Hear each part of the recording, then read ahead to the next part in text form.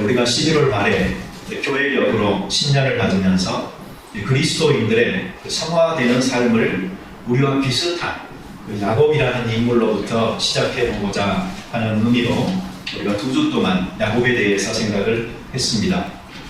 오늘로 마무리하고 다음 주부터는 성탄에 대해서 말씀을 드리겠습니다. 오늘 찬양은 성탄님이 시작했어요. 잘하셨어요. 설교가 늦어져서 죄송합니다. 그리스도인, 우리가 그리스도인이죠. 정의할 수 있는 말은 되게 많습니다. 근데 그중 하나가 하나님을 만난 사람들입니다. 여기에다 살을 조금만 더 붙이자면 거듭나게 하시는 성령님의 역사로 말미암아 하나님의 아들인 예수 그리스도를 개인의 구주와 주님으로 영접하여서 하나님 앞에 당당히 설 수 있는 담대함을 얻은 사람들, 바로 그 사람들이 크리스찬입니다.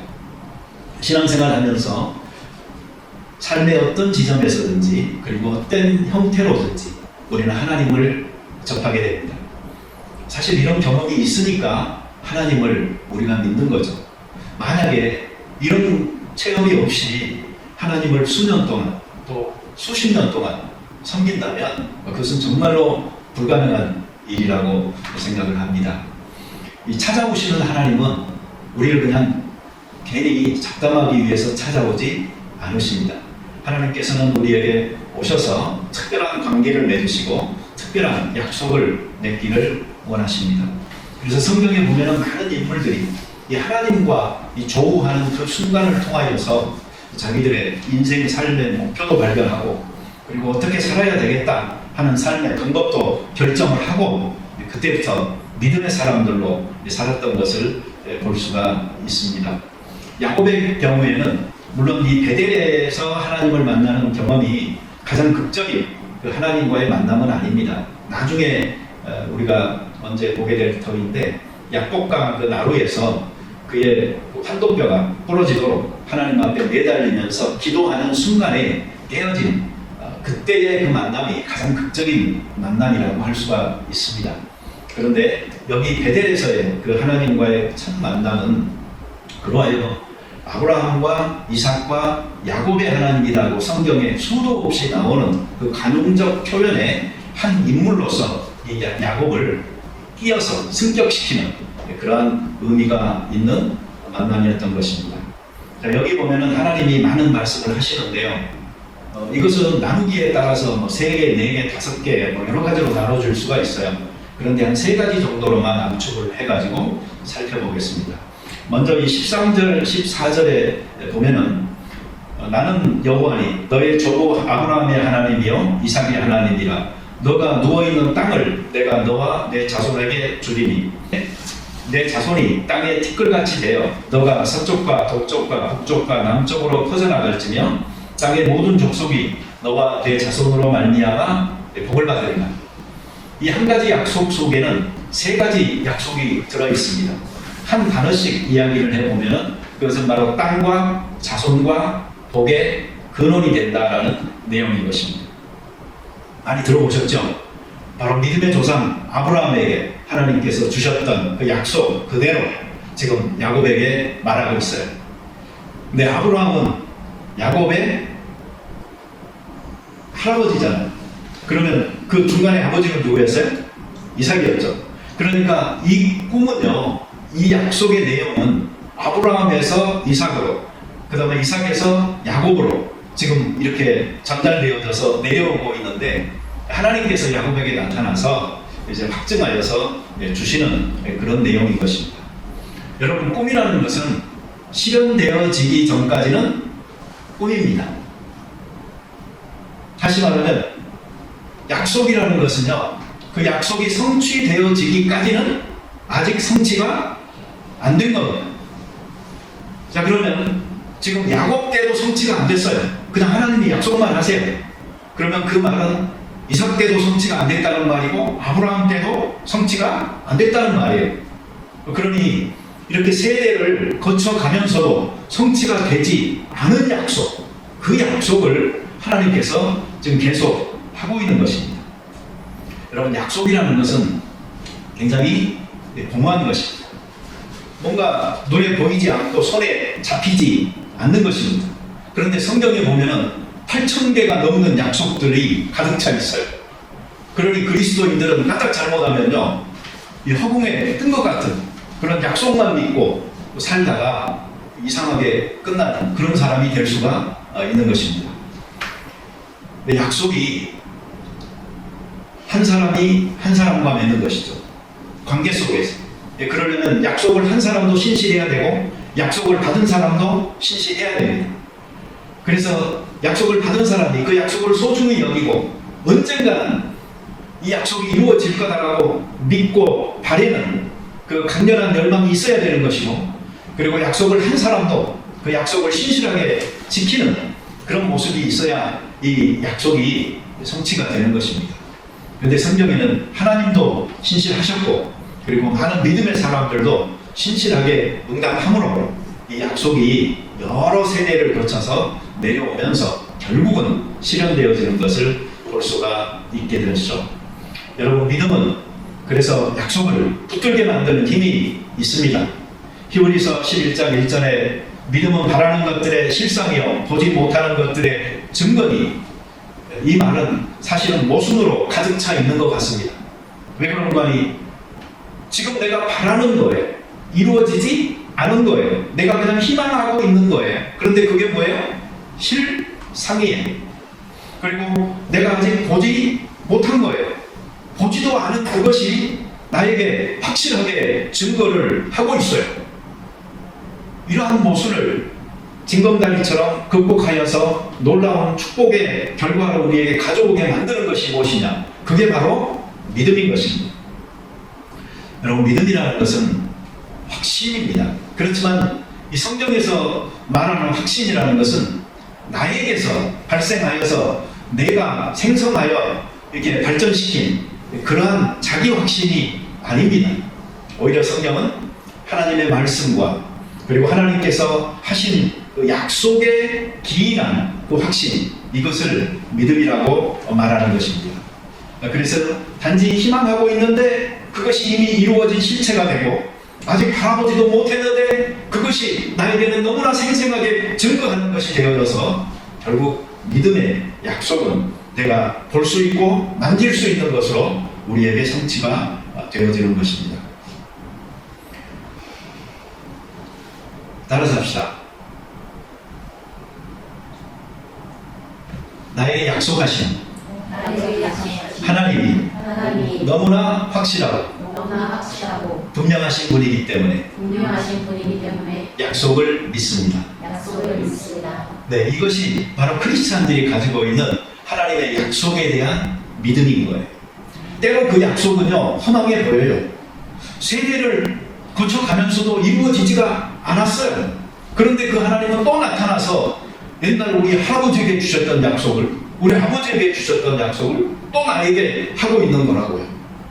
그런데 이 손에 잡히지 않고 눈에 보이지 않는 이 세대와 세대를 거쳐갈 수 있었던 이유는 뭔가 하니 바로 그 약속을 하신 하나님이 너무나도 분명하고 확실하신 분이기 때문에 한번 하신 약속은 성취하여서 우리에게 그 결과로 주시는 분이기 때문에 그 믿음이 가능했던 것입니다. 여러분, 하나님이 그 땅과 자손과 그리고 복의 근원이 된다라는 이런 약속을 주신 적에 실제로 하나님이 많은 부동산을 다 가지고 있는 분인데 지적도에서 이렇게 자르듯이 원하는 대로 띄워줄 수 있는 분이라면 또 많이 틀려요. 그렇지만 그 당시에도 그 대제국은 형성되어지지 않았지만은 사람들이 거주하고 있었고 각각 부족들이 경계로서 삼고 있는 지역들이 다 있었던 그곳에 하나님께서는 사실은 나라를 세우겠다고 지금 말씀하시는 거잖아요. 너가 땅도 주고 내가 이 자손들도 티끌처럼 많게 하겠다. 어떤 나라가 땅이 넓고 이 백성이 많으면 강성하잖아요. 우리나라는 옛날에 그런 말을 많이 했어요. 영토는 적은데 사람은 많다고. 그래서 예비군 훈련 갔다가 뭐 빵 주는 거 얻어먹고 정관수술 받고 오고 이런 사람들 많이 있었어요.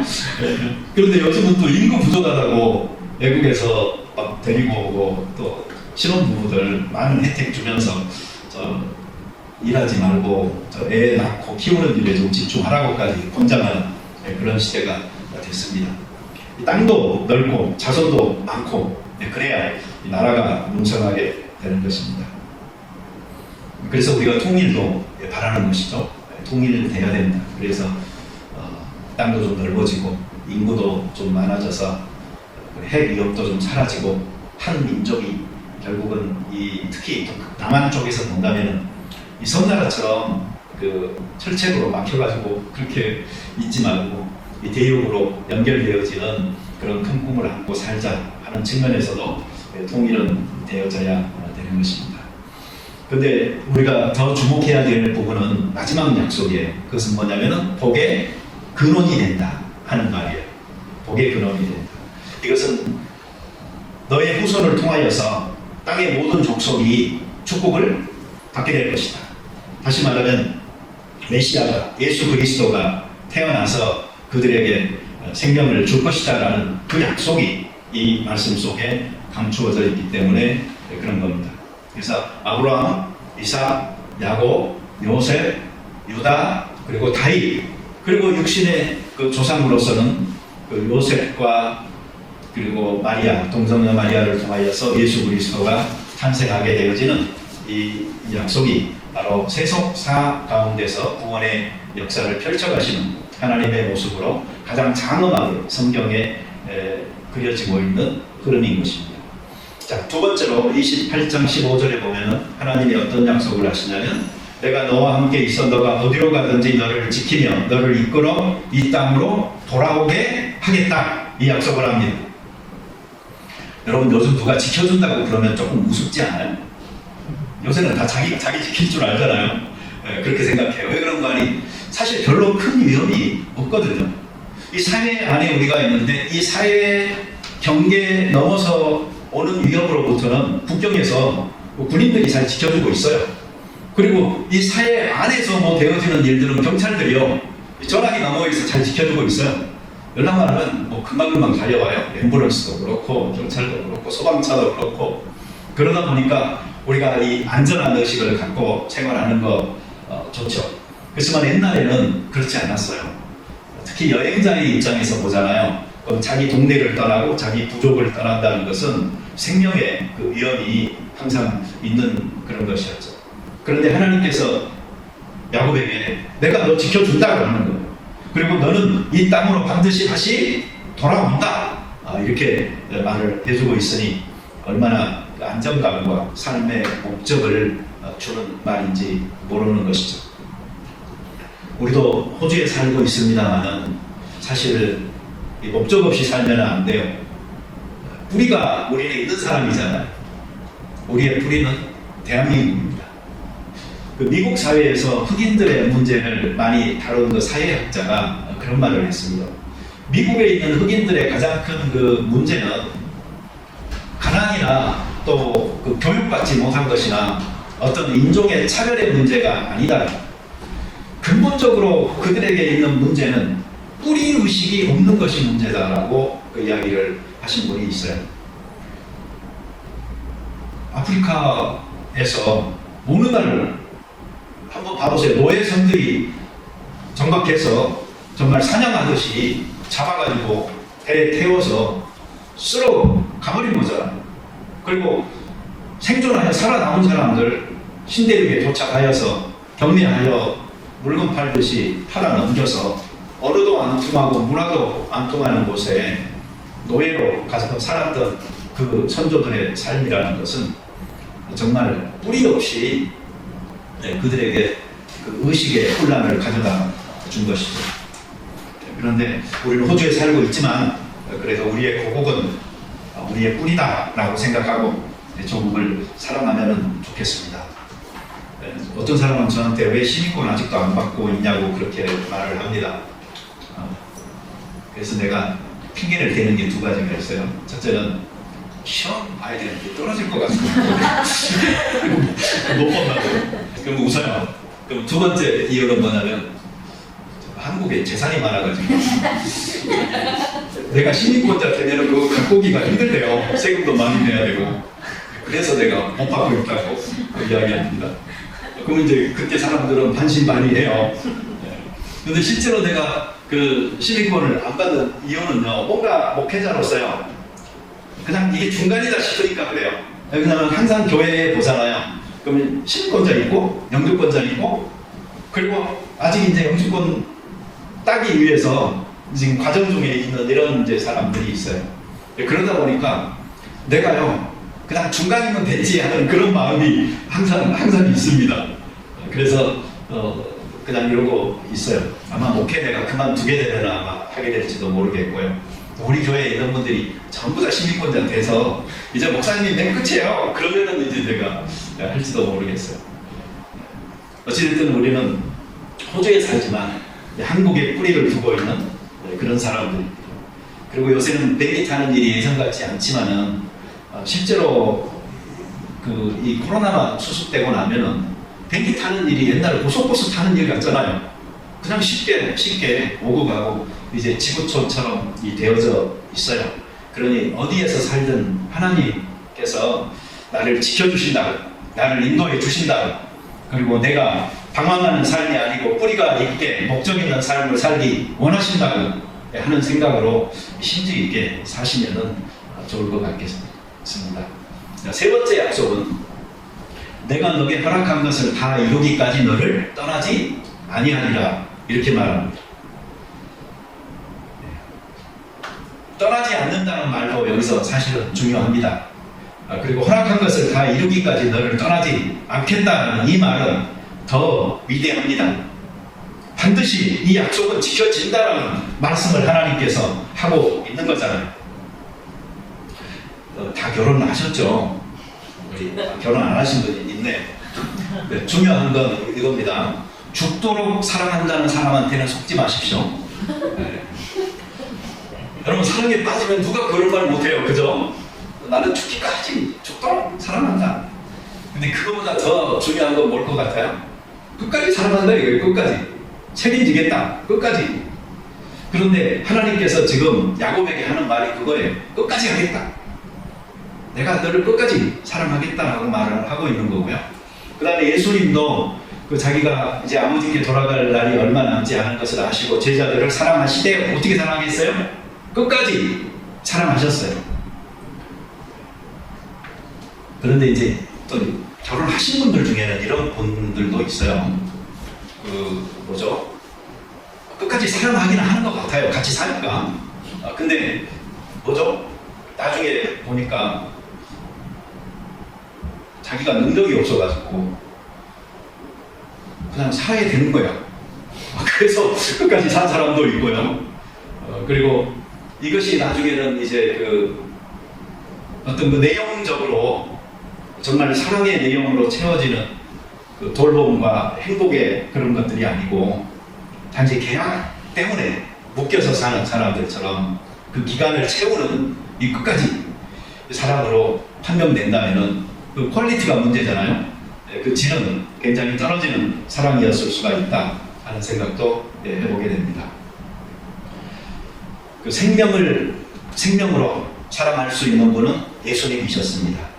그래서 끝까지 사랑하되 그냥 대충 기간만 채우거나 하는 게 아니고 자기 목숨으로 아낌없이, 그래서 내용적으로도 충실하게 사랑하셨던 이 예수님의 사랑을 통하여서 이 하나님의 사랑을 경험하고 나잖아요. 그럼 우리는 사도 바울처럼 이야기할 수밖에 없습니다. 그래서 뭔가니 그리스도의 사랑에서 끊을 수 있는 것은 아무것도 없다. 나는 확신한다. 사망이나 생명이나 천사나 권세자들이나 현재일이나 장래일이나 능력이나 높음이나 깊음이나 다른 어떤 피조물이라도 우리를 주 예수 그리스도의 하나님의 그 사랑에서 끊을 수 없느니라, 이렇게 고백할 수 있다는 것은 얼마나 큰 행복인지 모릅니다. 그러니 여러분, 하나님께서는 우리를 사랑하시되 내용적으로만이 아니고 시간적으로도 끝까지 책임지고 사랑하시는 그 사랑을 보여주신 분이다.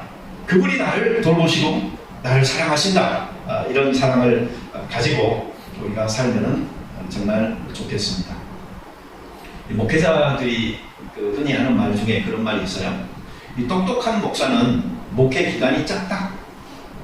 그런데 사랑이 많은 목사는 그 목회 수명이 길다 하는 말도 합니다.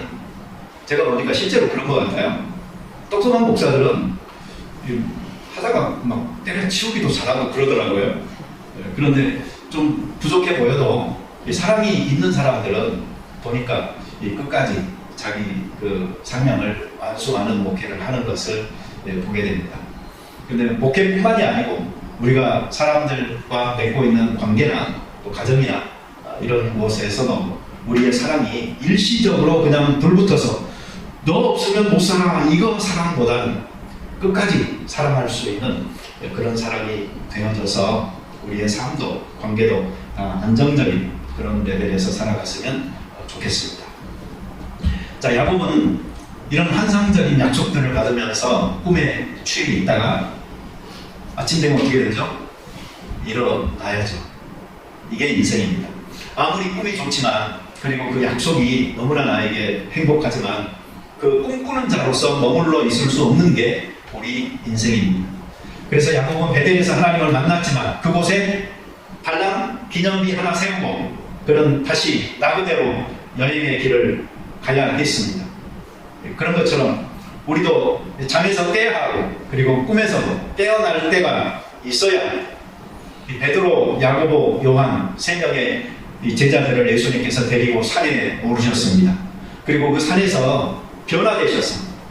모세와 엘리야와 더불어서 이야기하고 있는 장면을 이 세 명의 제자들에게 보여줬어요. 세 명의 제자들은 너무나 황홀했어요. 이 율법을 상징하는 모세와 또 하나님의 그 간섭하시는 이적, 기적, 능력을 상징하는 엘리야가 나타나고 그리고 이 예수님과 더불어서 이야기하는데 자기 스승님이 그러고 있으니까 너무나 좋았던 거죠. 그래서 베드로가 말하죠. 여기에 우리 초막을 짓고 여기서 살자. 그렇지만 그들은 그곳에 있을 수가 없었습니다.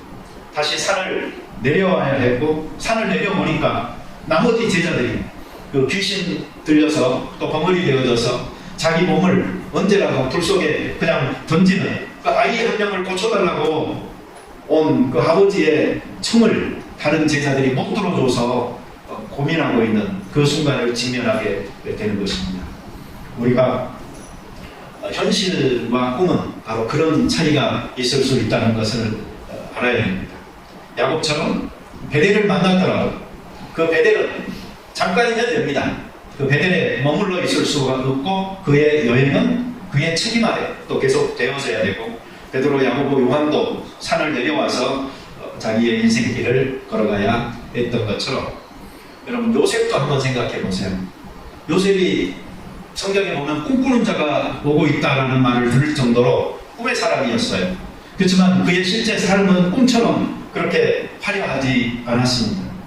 형제들에게서 배신당합니다. 종으로서 애국으로 풀려갑니다. 그곳에서 바로의 시대장 보디발의 아내의 모함을 받아서 감옥으로 들어갑니다.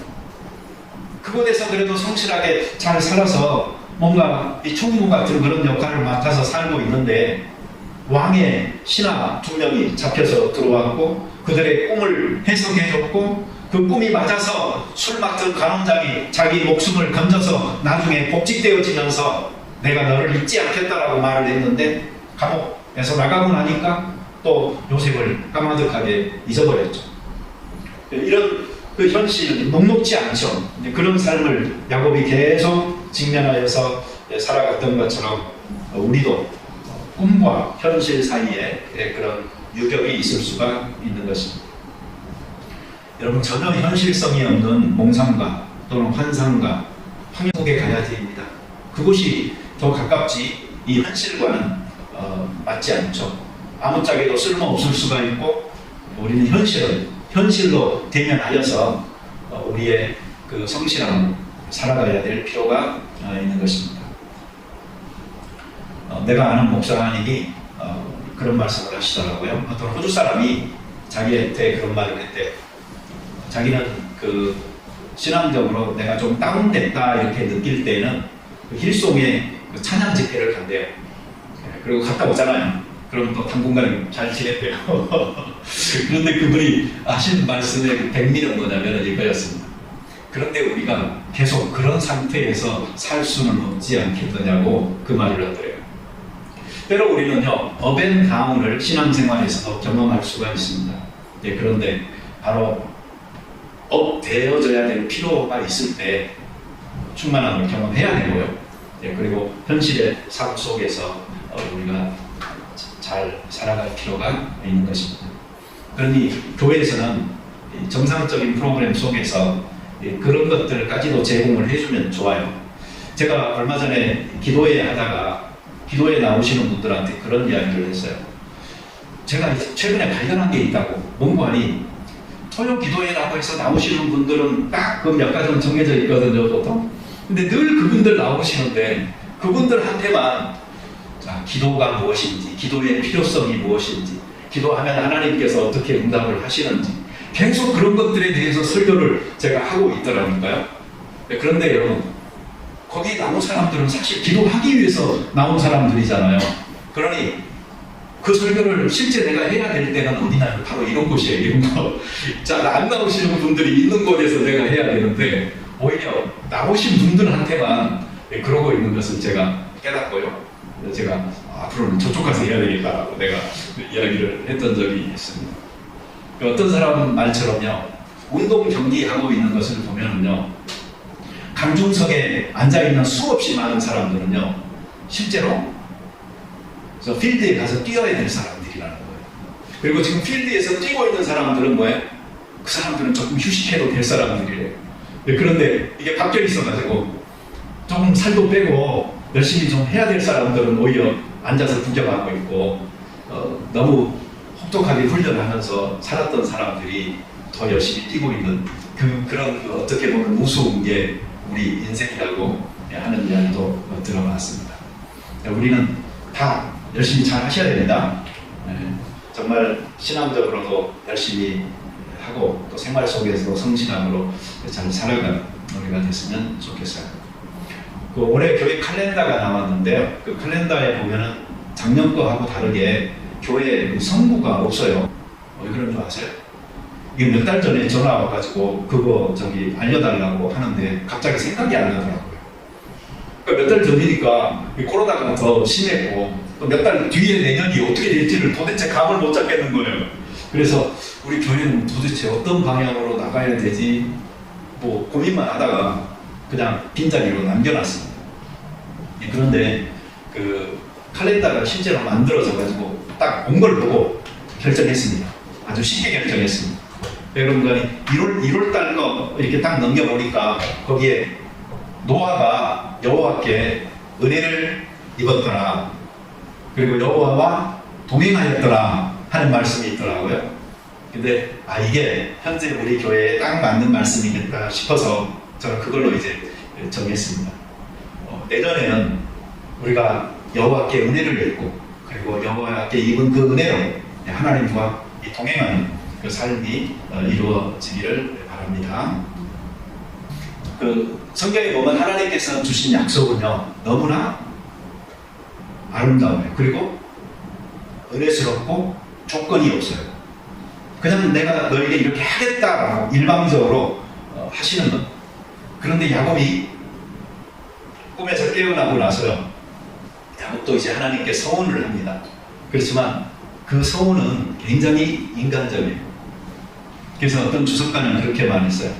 정말 하나님의 관점에서 조건 없이 은혜로 쏟아 부어주신 약속, 그리고 야곱의 인간적이고 조건적인 서원, 이 두 가지가 대조되는 장면이라고 이야기했어요. 근데 야곱의 그 서원의 내용은요 뭐냐면은 하나님께서 그 약속 지켜주시고 내게 실제로 다 이렇게 이루어진다면은 내가 이렇게 하겠습니다. 우리는 이럴 때 참 많죠. 정말 자발적으로 하나님 앞에 내가 이렇게 하겠습니다라는 그런 충성됨이 아니고 우리의 삶에 하나님이 간섭하여서 이런 복을 내게 주시면, 이런 형통함을 내게 주신다면 그 다음에 내가 이렇게 하겠습니다라는 그런 조건을 내걸 때가 참으로 많은 것입니다. 그 목사는 성경을 읽으면서도요 설교할 생각을 하면서 읽다 보니까 조금 다른 사람들하고 읽는 방식이 조금 틀릴 수가 있어요.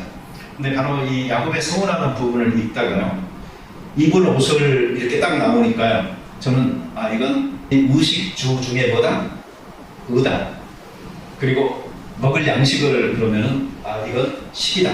이렇게 생각이 돼요. 그럼 의식을 주면은 그럼 주가 나오나? 그러고 봤어요. 그랬더니 주가 나오기는 나와요. 근데 그 주는 자기가 살 집이 아니고 아버지 집이에요. 아버지 집. 그래서 제가 깨달은 게 있어요. 우리는 의식주 많이 이야기하는데 야곱은 적어도 이때에 집은 아버지 집으로 만족했고 입을 옷과 먹을 떡을 이 여인 중에 주신다면 이렇게 어떻게 보면 좀 소박하게 하나님 앞에 약속했구나 하는 생각을 하게 됐습니다. 여러분, 주는 없더라도 의식이 있으면 행복해 만족하면서 잘 사시기 바랍니다. 한국에 보니까 그 영혼까지 끌어가지고 집 사야 된다고 사람들이 해서 영끌이라고 해가지고 그 집값 많이 올랐다고 그래요. 근데 이번에 코로나 때문에 사실 돈이 많이 풀렸어요. 한국만이 아니고 호주도. 그러니까 실물 경제가 돌지 않는 상황에서 돈이 여기저기 쌓이다 보니까 그게 이제 그 부동산하고 주식 쪽으로 지금 흘러가서 있어요. 그러다 보니까 주식도 집값도 떨어지지 않고 오히려 오르는 이런 기현상이 생겼는데, 이 코로나 사태가 해결되고 이제 실물 경제가 쪽으로 돈이 빠져나가기 시작하면은 거품이 좀 꺼질 거다 하는 또 예측도 있기는 있습니다. 그러니까 아마 이 중에서도 오히려 코비드 때문에 더 풍요로운 삶을 사시는 분들도 있어요. 그 중에 한 사람, 저도 그렇습니다. 그러니까 어려우신 분들은 지금 우리 이런 행복한 사람들한테서 많이 좀 도움을 받으셔야 돼요.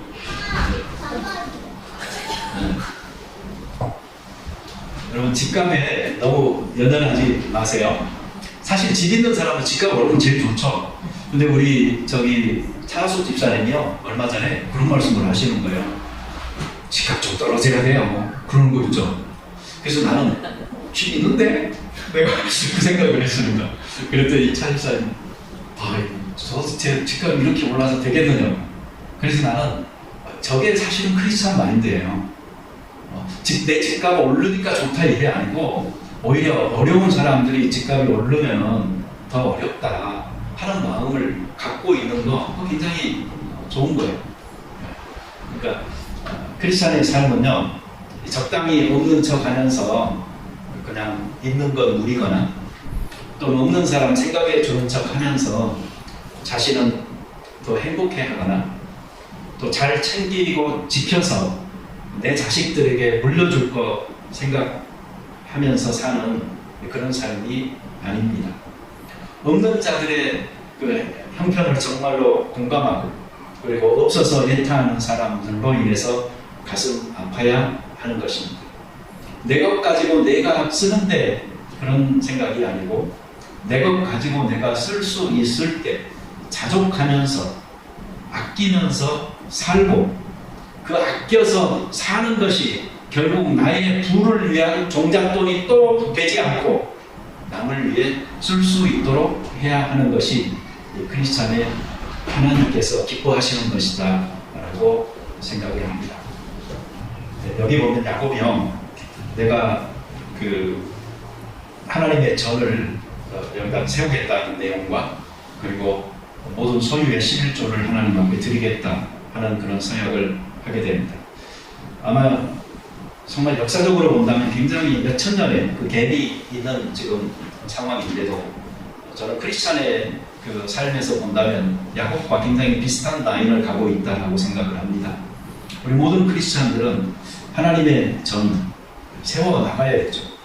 건물이 있고가 아니고 정말 우리의 그 관계들에 우리는 최선을 다해서 연대하고 이 평화로움을 유지할 수 있도록 노력해야 합니다. 예수 그리스도가 그의 몸된 교회를 보양하신 같이, 여러분 이 보양이라는 말 들어보셨어요? 보양식이라는 말 들어보셨죠? 그런데 그리스도가 우리를 보양하신단 말이에요. 교회를. 그런 것처럼 우리가 교회를 서로가 보양하듯이 갖고 나가야 돼요. 세워나가야 돼요. 그것은 야곱이 하나님의 집을 내가 거기에 짓겠다라고 말한 거나 그리스도인으로서 우리가 하나님의 집을 이렇게 세워나가겠다는 것과 저는 유사하다라고 생각을 합니다. 그리고 또 한 가지는 저기 그 불교계에서 그 혜민 스님이 매스컴에 최근에 좀 자주 오르내렸습니다. 뭐죠? 조계종 스님들은 원래 무소유를 선언하게 돼 있고 그걸 서약을 하게 돼 있죠. 그런데 그 개인 소유의 뭐 남산 뷰가 보이는 집을 자기 이름으로 갖고 있었다 해서 좀 시끄러웠죠. 근데 또 얼마 전에는 보니까 뉴욕에 있는 아파트도 갖고 있다고 해가지고 그것도 또 기사에 나오더라고요. 네. 그래서 많은 사람들은 좀 실망했어요. 왜 그런가 하면 그분의 책 그 내용이나 그런 것들이 무소유에 기반한 그 삶의 철학이었기 때문에 많이 실망을 했어요. 이 정도에서요, 내가 그분과 반대되는 아주 훌륭한 본을 보이며 사는 목사였다면 그 사람 돈 받지 말고 나처럼 살으라고 할 수 있는데 내가 그러지를 못해요. 그래서요, 나는 내 이야기는 안 하고 내가 다른 목사님 이야기는 하나 할게요. 미국의 그 릭 워렌 목사님이라고 계셔요. 근데 그분은 목회함에 있어서 몇 가지 시련들을, 약점을 좀 안고 있었어요. 그래서 많은 사람들이 비난하기도 했었는데 그걸 잘 극복하셨어요. 그래서 지금은 굉장히 그 메가 처치를 세들백 처치를 목회하고 계시는 세계적으로 영향을 미치는 그런 훌륭한 분이 되셨습니다.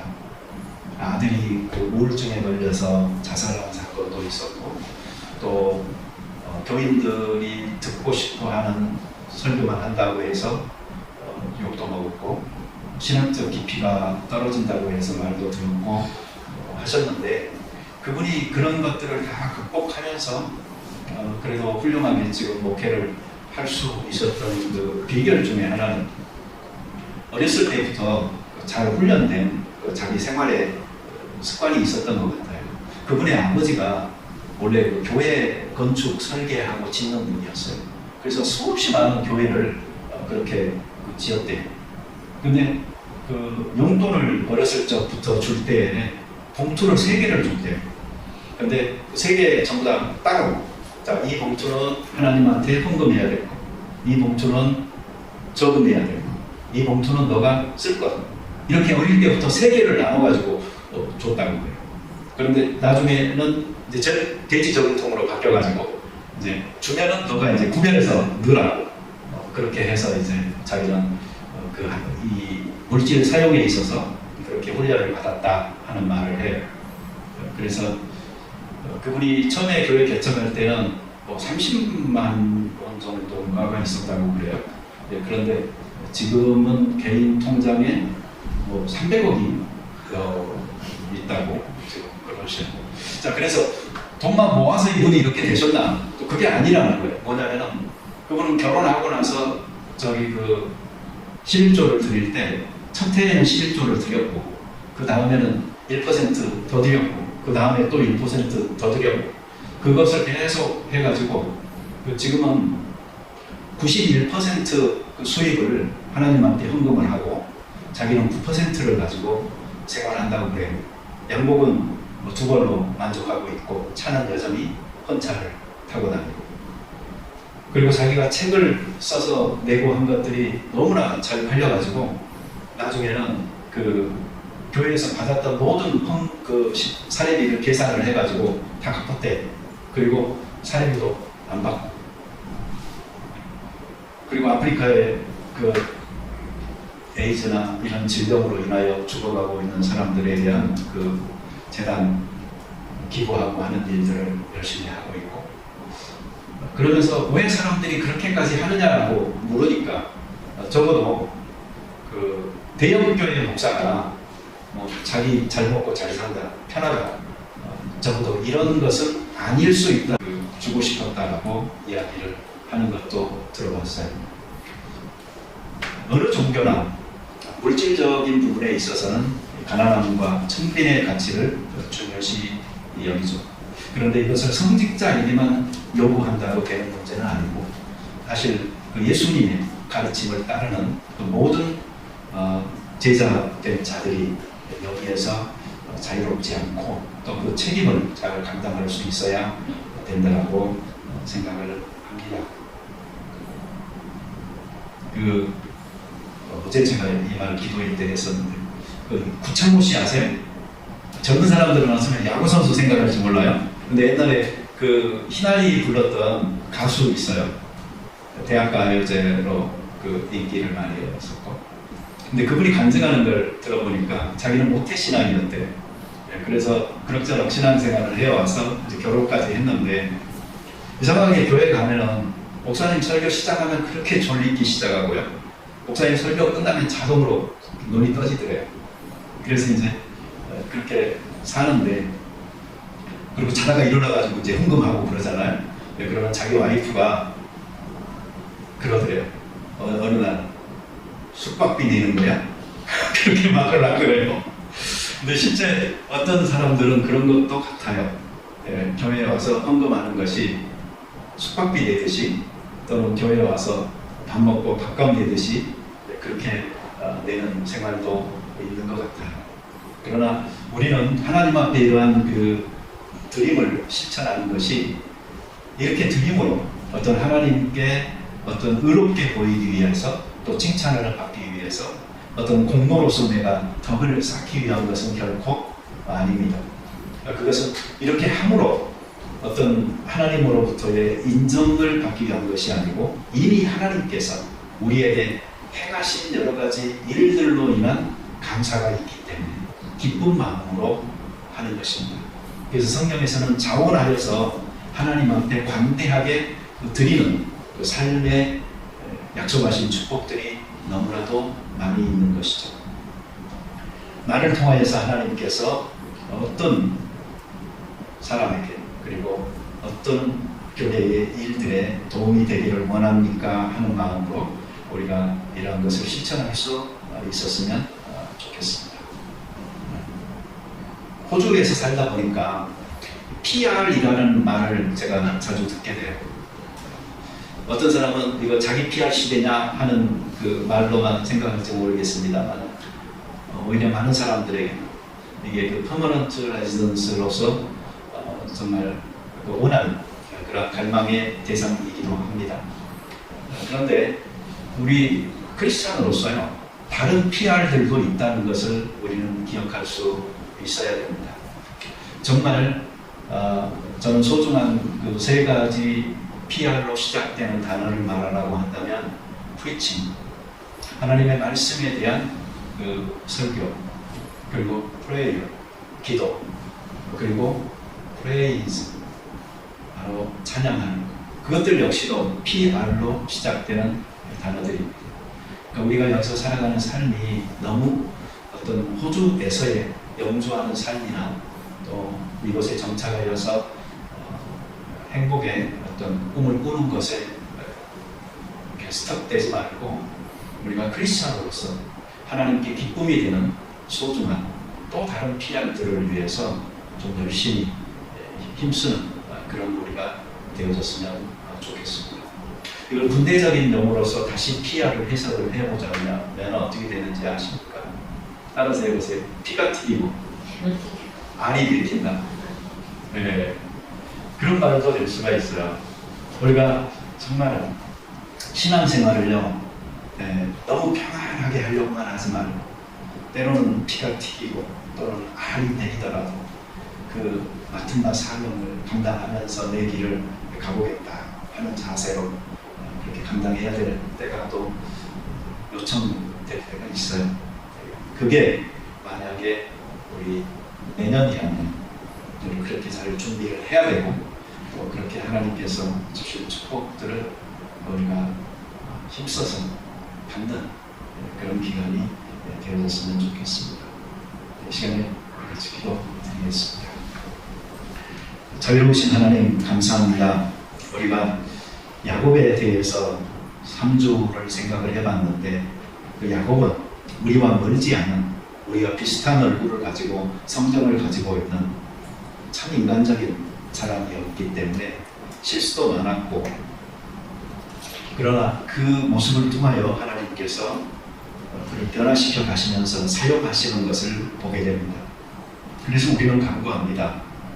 야곱의 하나님, 우리를 아시는 하나님, 그리고 이해하시는 하나님, 우리와 함께하여 주시고 우리를 지켜주시고 우리를 인도하여 주옵소서.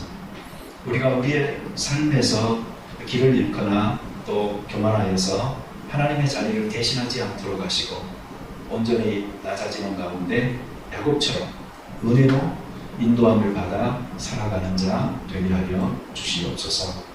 철저하게 자기의 욕심쟁이 모습으로 드러나는 야곱이지만 그런 야곱 가운데서 놀라운 변화와 역사를 이루어 가시는 하나님이시기 때문에 나의 삶 속에서 그러한 역사가 가능한 줄 믿사옵나니 주님, 우리 가운데서 이러한 서서히 또는 급진적인 변화를 통하여 우리 하나님의 영광을 나의 구체적 삶을 통하여 드러내고 또 간증하는 귀한 우리 될 수 있게 축복하여 주시옵소서. 예수님의 이름으로 기도드립니다. 아멘.